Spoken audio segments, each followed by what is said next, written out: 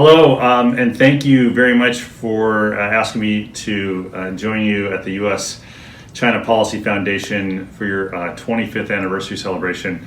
Although we can't be together this year, I look forward to celebrating your 26th year, maybe with you next year.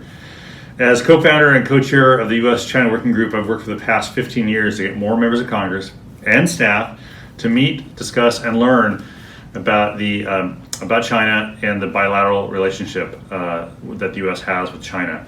Dialogue is not always easy, but a mutual understanding is essential to achieving U.S. goals.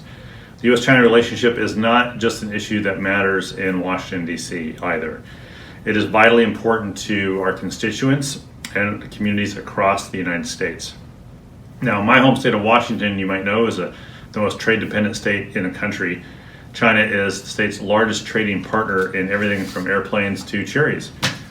In Snohomish County, the county where I was born and raised, and in part represents 60% of all jobs are tied to trade. And I used to say there were kind of like three flocks of China hawks in Congress, and they largely flew separately. But it may be better to classify members of Congress now as those who seek to punish China, those who seek to decouple from China, and those who are seeking to maybe salvage parts of the relationship in efforts to move forward where we do need to move forward on the U.S.-China relationship.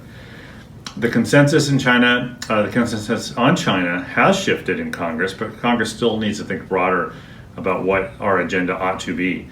And instead of thinking defensively like we tend to do, I think the U.S. needs to have a more proactive agenda that focuses on increasing U.S. competitiveness. As an example, I outlined in a white paper last year that I support a comprehensive China strategy oriented around four guiding principles: recognizing the existing areas of conflict and competition, but expanding the economic playbook to include both offensive and defensive measures to better compete with China, identifying areas where bilateral cooperation is in both countries' interests, and frankly, getting our own house in order.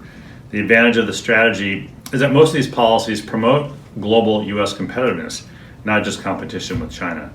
Congress needs to think more broadly about what China legislation should look like.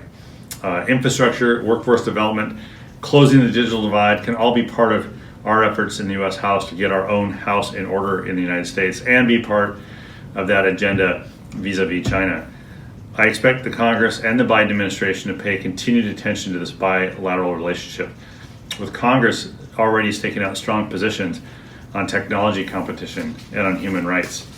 I also expect the Biden administration will acknowledge the effectiveness of working with partners and will work to mend these relationships. So thank you again for having me here tonight, and congratulations on 25 years of fostering a deeper understanding between the United States and China. Thank you.